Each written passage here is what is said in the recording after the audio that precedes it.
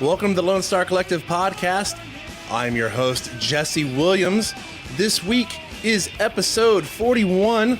Our guest is Piper Lindeen. I'm joined by co-host Loren Simpson this week because Austin Zamhariri, he's out on vacation. He's out in beautiful Daytona Beach, enjoying the beach out in Florida. So Loren Simpson is joining me again this week to co-host. So my guest is Piper Lindeen. She has a Master's of Science in Medical Cannabis Sciences and Therapeutics from the University of Maryland. She's actually one of the first, I believe she's in the second class to graduate from the university in this degree program. So it's a very new thing, and we're glad to have her here. How is everybody doing this week? Great. Awesome. So happy to have you on, Piper. Well, I'm happy to be on. Thanks for having me. We're glad that you could take the time out to talk to us this week. This is interesting, and it's such a new program.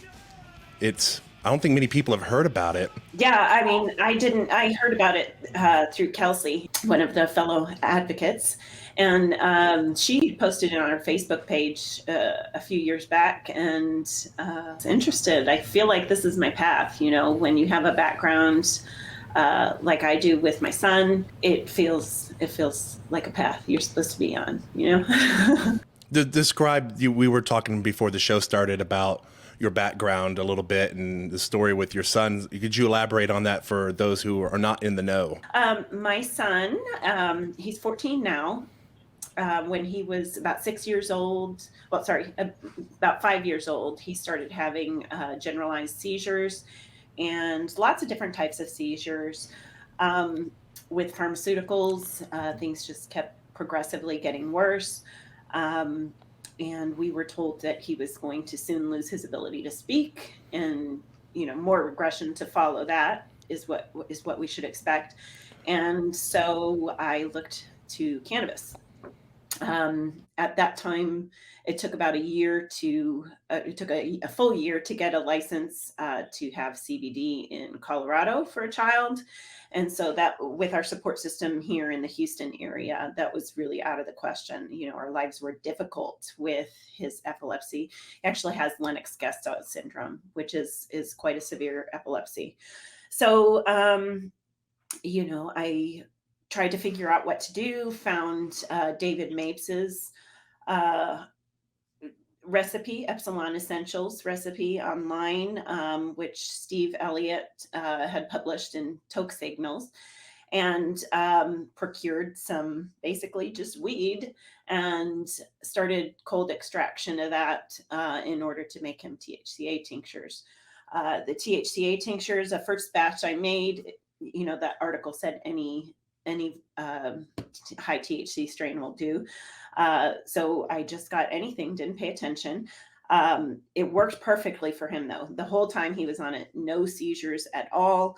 The regression that we were witnessing before, he started gaining skills back.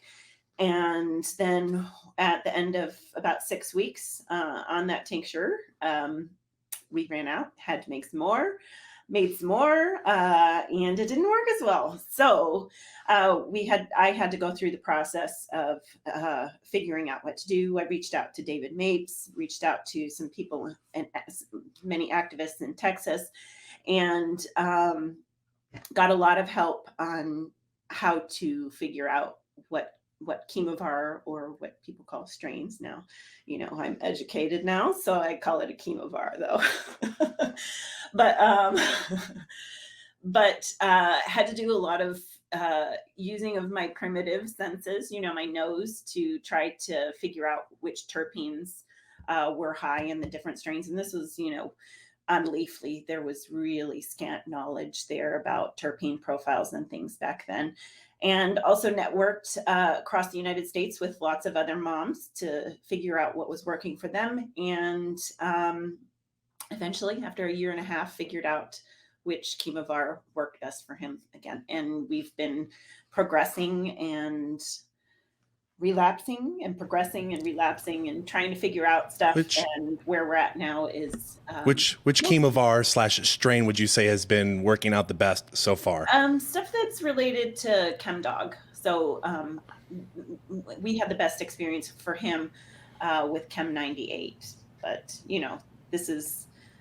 I don't have technology to really see if it was Chem 98, but, every time there was something Chem, it generally worked pretty good.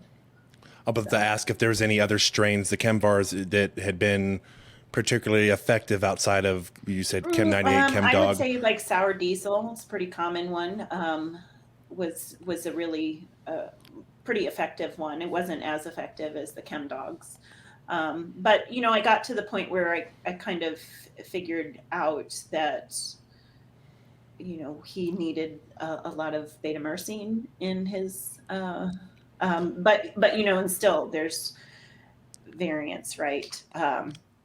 Unfortunately, I don't have any notes because I was afraid of law enforcement action at that time. And so it was just, I would take notes and just in a scrap notebook and then throw it away because I didn't want it to be used against me in court, Yeah, you want to kind of make it like a code book. That way, what's happening when nobody else does. I'm not that savvy, I guess. I don't know. A code book, but what I did work, but I don't have my notes from everything right now. It's all up here, so. You mentioned a terpene. I was asked if there's been any specific terpenes you've seen more effective outside of Chemvar.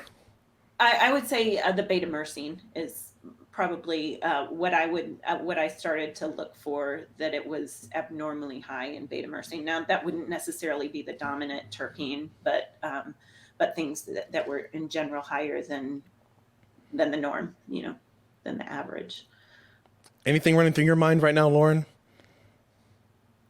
And she has muted herself.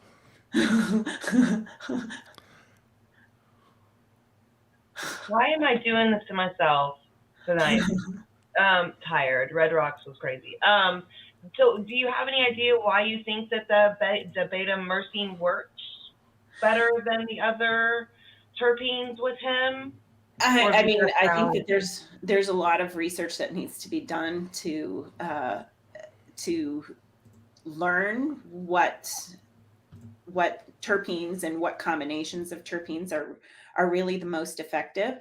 And it's a huge problem to solve because, just think about the combinations that there exist. If there's, more than 250 terpenes and nearly 150 cannabinoids, think of all of those combinations that we've got to work through to figure out what works best. So I listened to a podcast recently, a Canadian podcast, where I learned about, I had no idea that they have these now. I've been thinking, and I ask at conferences and things, are there any databases out there where people are tracking this? And there's a lot of people really like Strain Print. It's a Canadian app, but Strain Print's a way where providers and patients and caregivers can track which chemovars are working best for them. And so hopefully that's going to provide us with all this real world evidence to say, these are the kinds of things that treat these things the best, and these are the kinds of things that treat these things the best. But it's a really complex problem to solve, right? Oh, especially so given that it's one of those things we've seen where it could be very effective for one person, but then you give it to another person and it's completely ineffective. Right. And you could have 100 people it's effective for, and then out of nowhere 5 that it's ineffective, and it just we don't know the rhyme or reason yet. Well, I imagine some of the rhyme or reason is that diseases are usually caused by single nucleotide polymorphisms that sort of create issues. Please elaborate that phrase for our non-masters of science individuals. Well, so, a lot of it, and a lot of my knowledge actually comes from being an epilepsy mom and, getting to know my patient, my son, the best, and reading as much as I can. And, a lot of epilepsies deal with transport issues with, so transport proteins like carry things in and out of cells, and, they're used to communicate and stuff.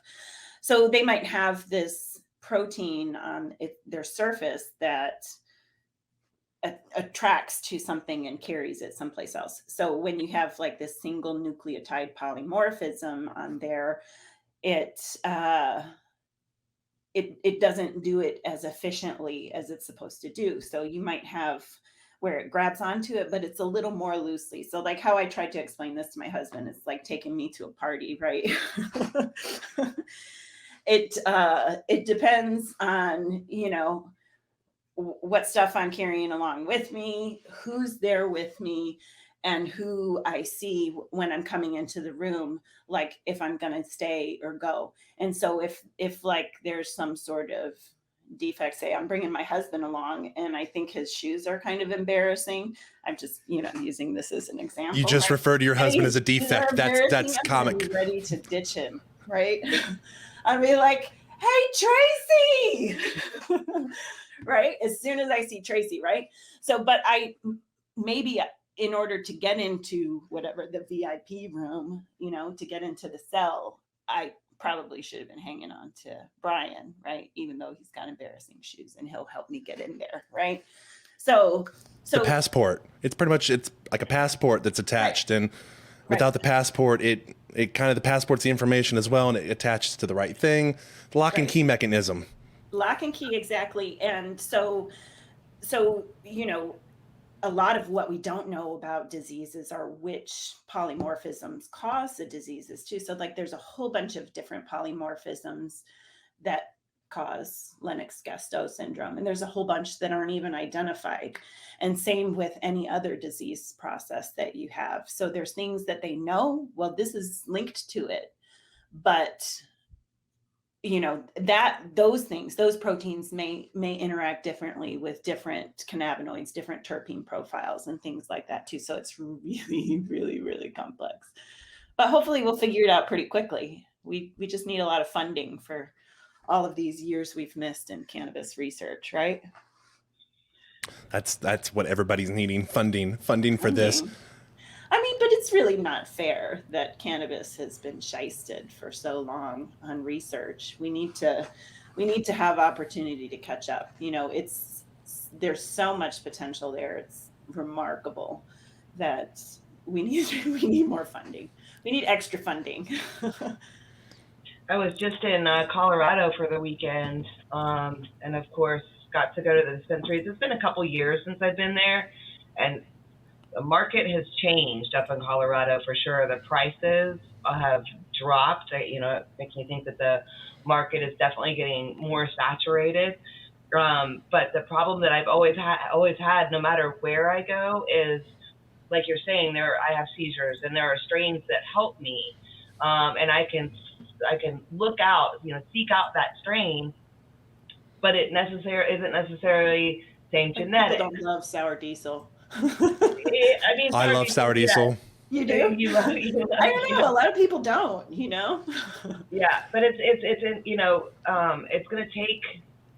I don't know if it's more funding or how we get it to where when I say I want orange marijuana, I go and it's the same genetics and I know it's going to have the same effects on me. Like it depends on where you get it from, and even the same dispensary, I can go back and get the same strain, and it won't necessarily be spot on. Yeah. The thing is, like, the analysis of it is pretty inconsistent. I think that's one of the things that, in order for us to resolve these issues of complexity, we've got to have a federal medical cannabis program. We need the research, we need the funding, we need to organize our priorities on like what we need to get done in order to figure out in order to standardize things. I think that was one of the issues why cannabis was made illegal, even though it was a therapeutic, and the American Medical Association actually petitioned against its prohibition initially, because they saw the opportunity there. But the thing is, back then, when research wasn't really standardized, when, it was the Wild West, but we're still the Wild West because we lack this, 80 years of treating it like the medicine that it is. Well, that really is the biggest setback, is we put this in a position where we said, hey, let the science figure it out, but then we also said, don't let the science figure it out. There's no science for it. But we're slowly rectifying this, and we're gonna get this done eventually. It's baby steps, unfortunately. Right now, though, it is time for our sponsor break here at the Lonestar Collective podcast. So I'm your host, Jesse Williams. I am joined by co-host Loren Simpson this week. This is episode 41. Our guest is Piper Lindeen. We'll be right back after these sponsor messages. I think about a world to come where the books were found by the golden ones, written in plain, written in all, by the puzzled man who questioned what we were here for. All the strangers came today, and it looks as though they're here to stay. Oh, you pretty things, don't you know you're dropping your mamas and papas insane? Thrive Apothecary offers an experience truly unique from anything else in Texas. A full-service cannabis solution that is doctor-owned and offers customers every level of cannabis legally available in Texas. From traditional CBD products to emerging hemp-derived THC edibles, smokables, and now medical cannabis. As a licensed medical cannabis provider, prospective patients from anywhere in Texas can book a sponsored online eligibility consultation to determine if they qualify for a medical marijuana prescription from the comfort of their own home. Plus, for Texas veterans, the first prescription appointment is donated by Thrive. Visit thrivetx.com for more information. Oak Cliff Cultivators is a sponsor of Texas Cannabis Collective and the Lonestar Collective podcast. Oak Cliff focuses on quality assurance with their hemp products while providing customer service to help you discover cannabinoids to meet your needs. Their product line includes hemp flower, pre-rolls, CBG tinctures, edibles, Delta 8, and merch. For more information on their products' quality or to shop online today, visit oakcliffcultivators.com or contact them at info@oakcliffcultivators.com.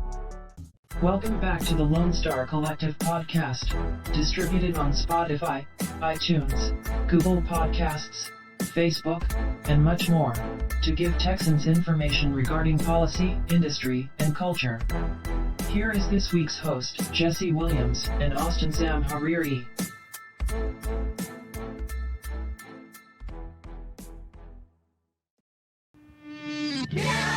Yeah, oh yeah, what condition my condition was in. I woke up this morning with the sun down, shining in. I found my mind in a brown paper bag, but then I tripped on a cloud and fell 8 miles. Welcome back to the Lonestar Collective podcast. I'm your host, Jesse Williams. This week, it is episode 41. Our guest is Piper Lindeen. I'm joined by co-host Loren Simpson. How's everybody doing? Great. I love your music. Well, thank you. What about this summer? This is something we normally talk about at the beginning of the show. You're out in the Houston area. What has the summer been like so far for the Houston area? And we aren't even really in summer yet. Well, I mean, you guys are getting hotter temperatures already, but we're due, I think, for above 100 tomorrow. But it's been busy for me. I don't know, you guys know me on Facebook too, so I don't know if you've noticed, I'm occasionally posting pictures of me doing my siding. I've been doing it for a long time. So I'm working on my siding, and that has me busy and getting sunburnt, and I am getting over COVID. So it's been snap. A fun year so far. Did you catch like the newer variant? Because I've heard a couple people getting the newer one, and they're just like, yo, this is some devastating stuff. Like pink eye's now a symptom. Really? I don't know. I had ear things, as a Oh, symptom. And I had a lot of, I would say probably the worst chills I've had in my life, maybe close, if not, right? But it was only for a few hours. So, well, okay, that's not bad. Yeah. I wouldn't want to have the chills like that for days on end. Like we're It used to was- having when you get the flu. Yeah. And I had achy joints. I usually have achy joints because I'm working on my siding. At least have achy joints and not an achy breaky heart. It's Yeah. always appreciated. That's just a song that I personally cannot stand any longer. It's been over 20 years. Oh, Still no. cannot stomach that song. Achy breaky heart. So how did you brought get? it up, not me. Yeah. So we talked about that. We were getting into you being in the program, and who brought it to your attention. I wanted to ask, were there any challenges to getting into the program? So I applied to the first class, but to be honest, I thought I don't know if I want to be in the first class because I thought it's newly put together, and they're going to be bound to be working through some kinks, and some of the first class said that was the case, and there were still some kinks that were being worked through, I think, during my class. But it was a phenomenal experience, meeting all of my cohorts, my faculty, and just getting exposed to all of these different aspects that I really didn't think about exploring in my own personal cannabis education. So, many of us went into the program with, pretty extensive background in cannabis already. And the program really was heavy in teaching us how to look at developing drugs and developing cannabis as a drug. So that included things like how to make a safe and effective inhalable delivery system. So maybe like an atomizer kind of thing, like what kinds of things you need to be considering when you're doing something like that. What kinds of things you need to be considering when making. That sparks a question from me then, because I've talked in a previous episode about inhalables, talking about nebulizer treatments, and I'm wondering now, did y'all ever discuss a viable nebulizer treatment solution that patients could use? So there's still challenges with that. So there's challenges with like the particle size, and that cannabis is fat soluble. So there's things that people need to work on overcoming in order to have a safe and effective, consistent delivery system. But at the conference in College Station recently, I went to a get together where I got to look at a metered dose vaporizer. So the get together was at I'm dropping his name, the man who owns Rare Earth Genomics. Do you know who I'm talking about? I have no idea. Loren? Active in advocacy in Texas also. I can't think of the name. I feel really bad.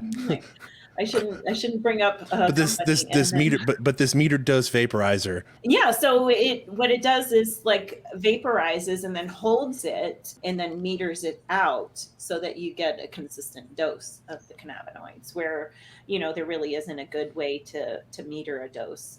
The issue with like atomizers is that, right, again, we're looking at cannabis is fat soluble and it's really sticky, right? So it affects the way the dosing is done because fat and terpenes and it's oil collect at the delivery site. It's an oil and it becomes, like you said, it's sticky.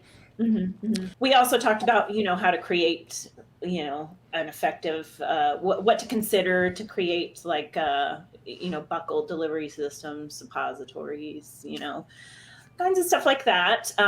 Some other things that we learned that were, we had to plan a research project. So we went through, coming up with all of the different aspects of a research proposal.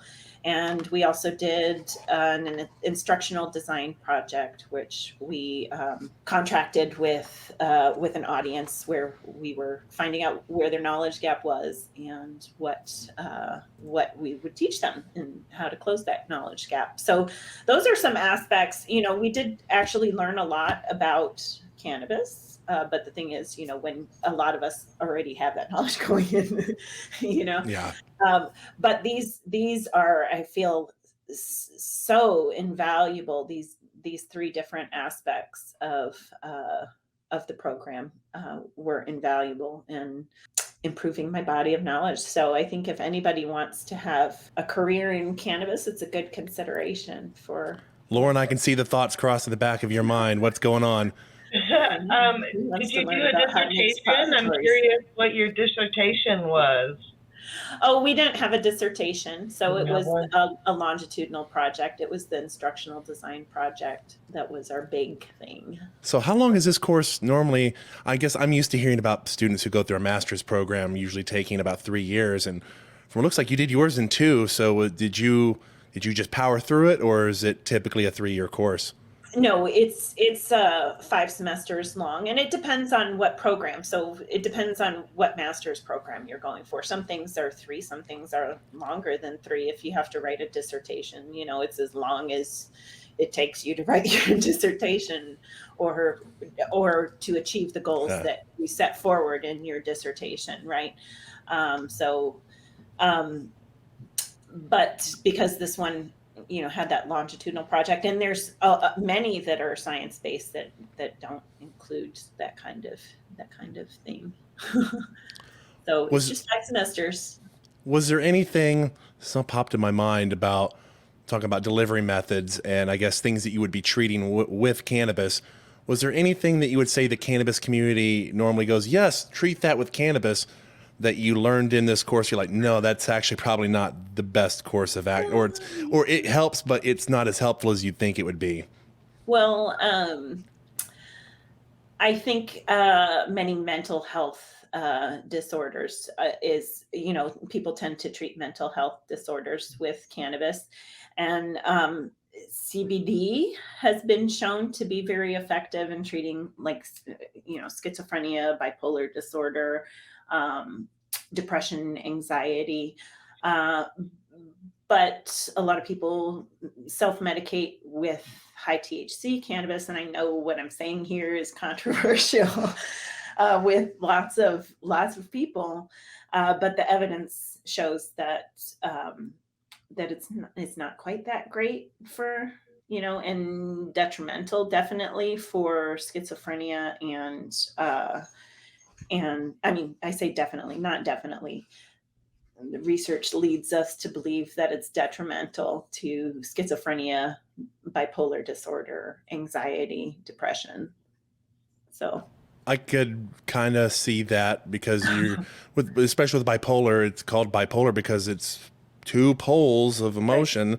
Right. We used to call it manic depressive because you had this big manic stage and a big depressive stage, and you've got cannabis that can make you manic, and you've got cannabis that really calms you down. And when you're in a depressive stage, you don't want to be depressed further, and when you're in a manic stage, you don't want to be lifted up higher. Right.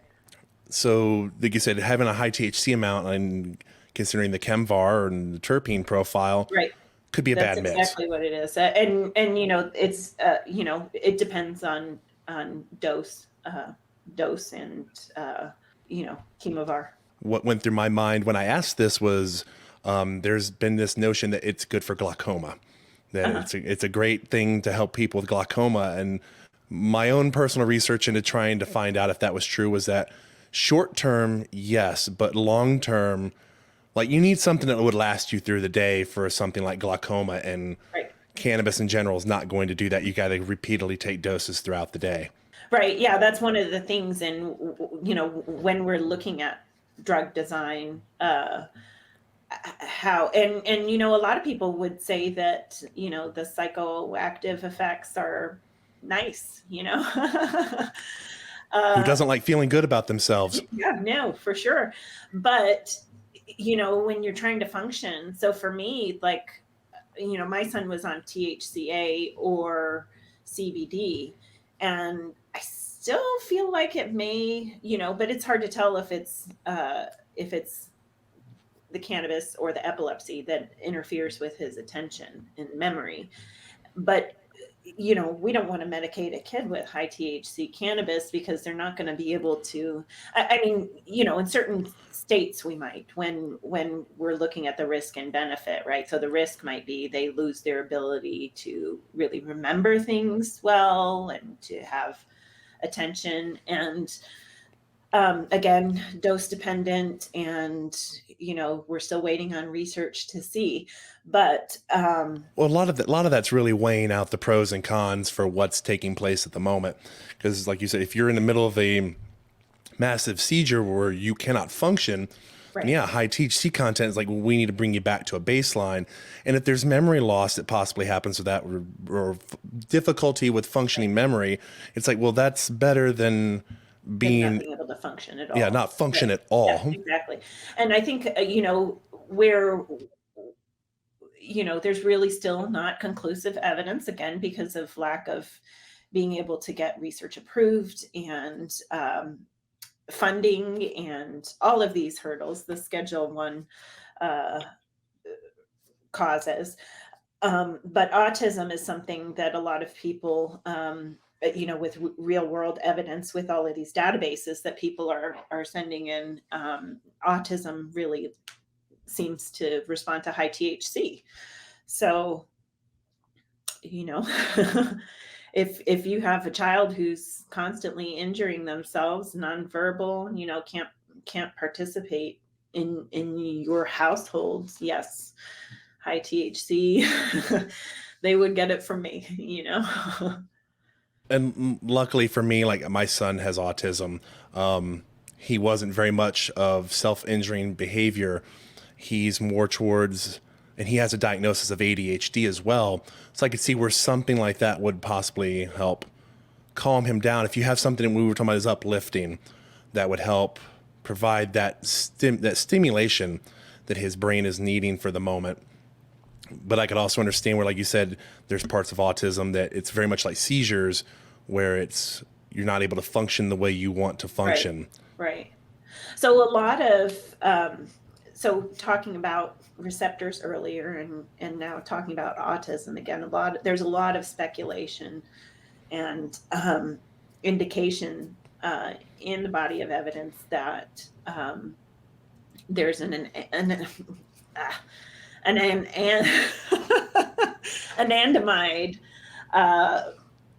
dysfunction somehow in patients with autism. So anandamide is one of our own endogenous cannabinoids. So it binds to CB1 receptors, and so does THC. So, and they bind at a similar strength.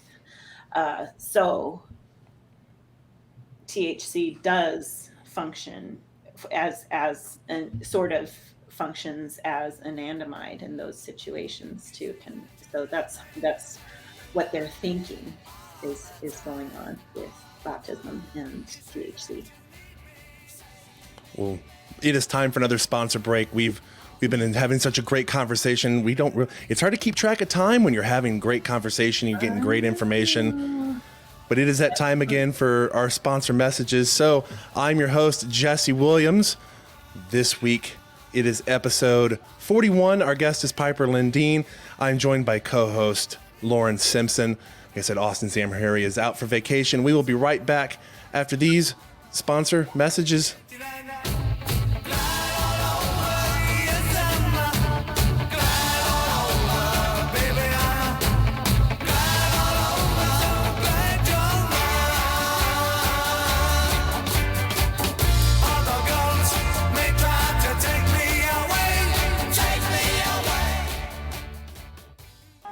Thrive Apothecary offers an experience truly unique from anything else in Texas. A full-service cannabis solution that is doctor-owned and offers customers every level of cannabis legally available in Texas. From traditional CBD products to emerging hemp-derived THC edibles, smokables, and now medical cannabis.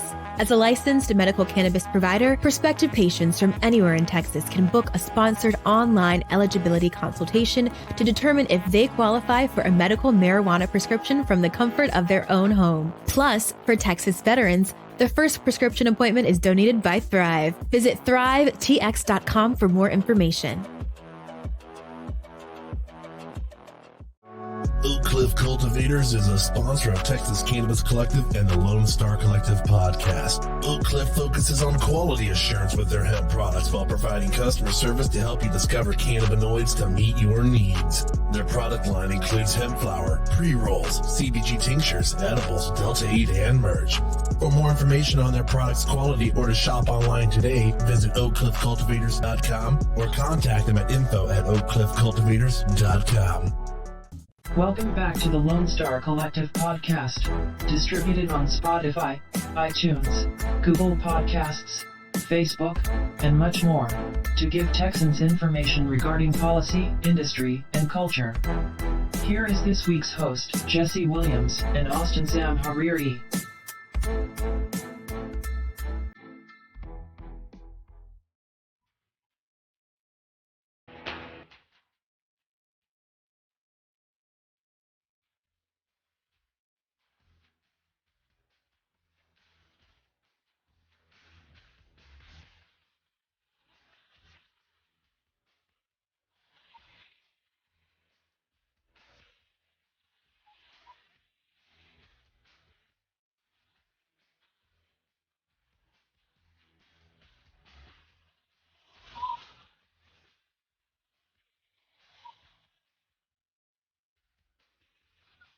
Welcome back to the Lone Star Collective podcast. I am your host, Jesse Williams.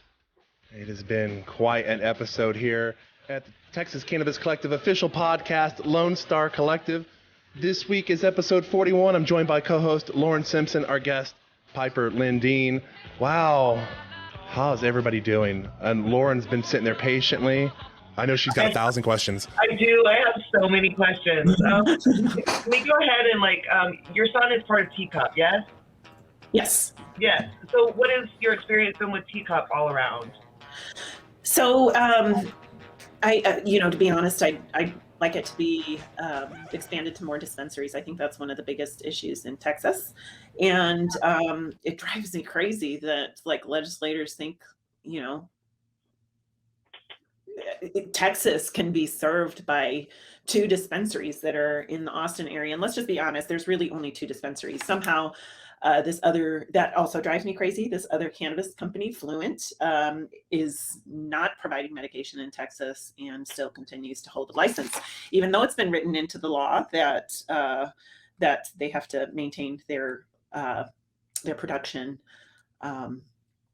in order to keep their license. I haven't understood that. I was like, how can you afford to have a license and put all that money into it year after year and not sell anything on top of everything you just mentioned? That boggles me. They're one of the top in Florida. Florida's a huge market. So, if they're not really having an operation here, which they're not.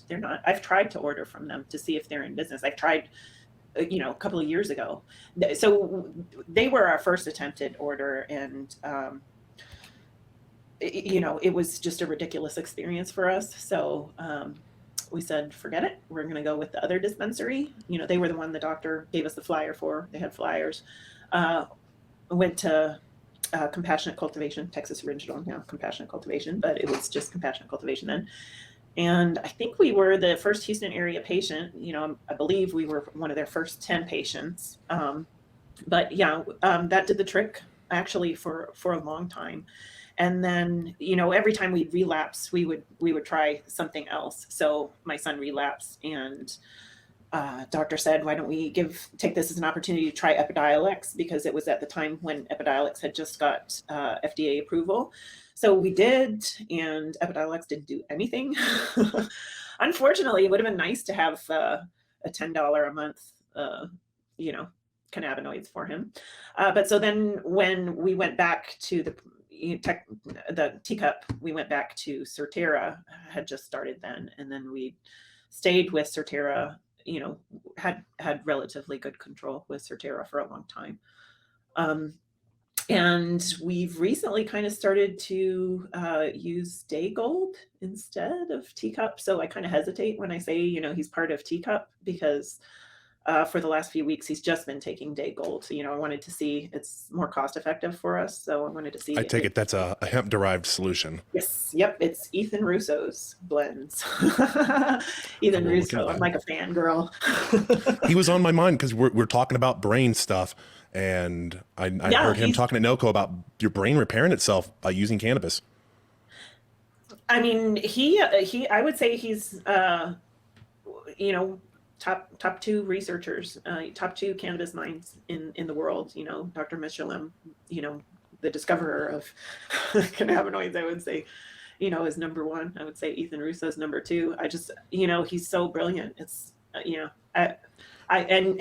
his reading his research. I don't know if you've read any of it, Jesse, but it's not like reading other research. It's kind of entertaining, Listening to him talk when I was at NOCO, not this year, but the year before last, was entertaining just on how he talks about this. It's not the typical droning you hear from a medical convention. Like it was almost engaging. Right. Like he's like, I know the question you've got in your mind, and I'm now going to give you the answer right as you're probably getting ready to ask it. Right. So I actually got to have a Zoom with him not long ago, but I don't know how well it went because, I'm a big fan. So I was kind of giddy and ridiculous. And I'm kind of that way anyways. Like I like to have fun. Right. So, but, I don't know, maybe it was too much fangirl. I don't know. Loren, what's on your mind? So what is your strategy for the next legislative session? I've been behind you, cheering you on for years. Well, next legislative session, I think that there's, so I was part of a strategy session recently where we talked about finding conservative leadership to author some bills, and Representative Moody kind of came to the conclusion that my representative would be a good person to do that. So I have a lot of meetings to set up, I guess. And luckily, he was a freshman last session. So, and luckily his staff didn't change from my previous representative. So I know people in his home office staff stayed the same, of course. I mean, at the Capitol, they're changing all the time. But so his staff's familiar with me. So it should go pretty well for that, I think. Who's your representative?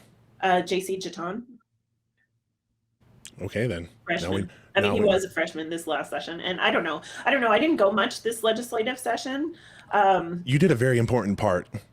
You did. Don't play it down. I know you didn't go much, but you did a very important part. I did a lot of crying on the last day, and I feel it was very effective.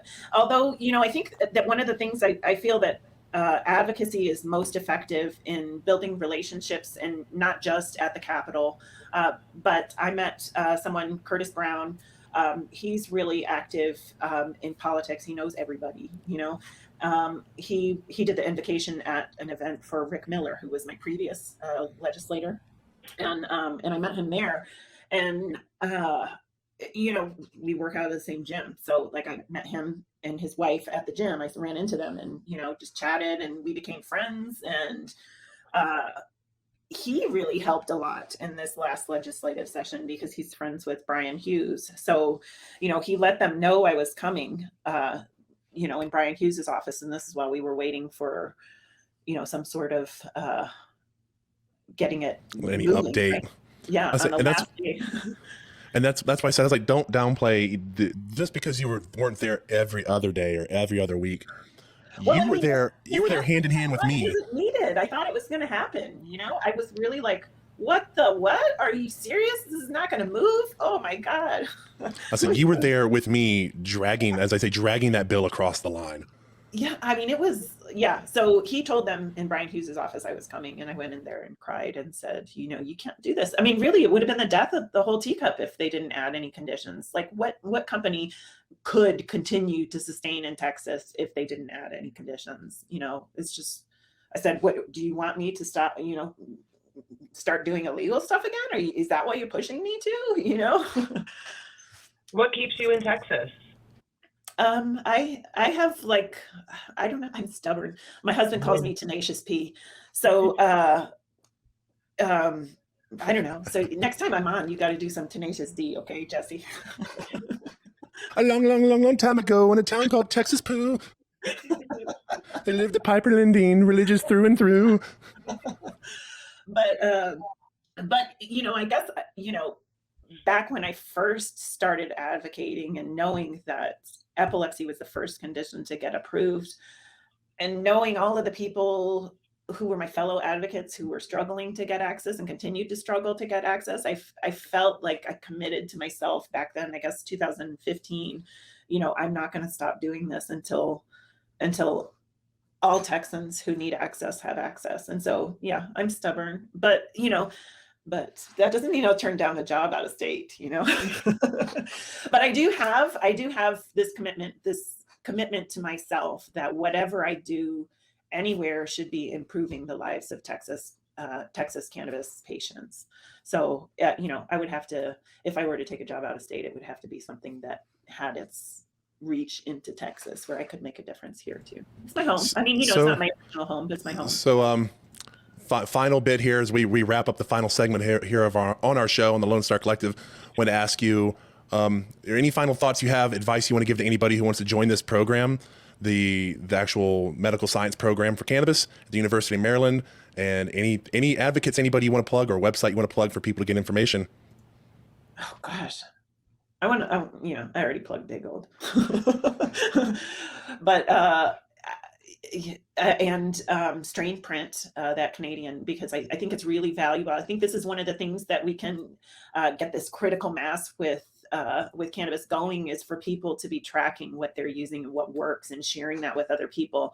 I think that, yeah, to plug my program, the University of Maryland School of Pharmacy, it was a fantastic program that if you're interested, you know, you can reach out to me. I'm open to, you know, connecting with whomever on Facebook, or send me a message, and you know, we can talk about it. I'll tell you more, you know, maybe make some introductions, you know, but that's one of the things I like to put people together too. So, you know, I love to have people reach out to me. Yeah. I feel like you can always use more friends, right?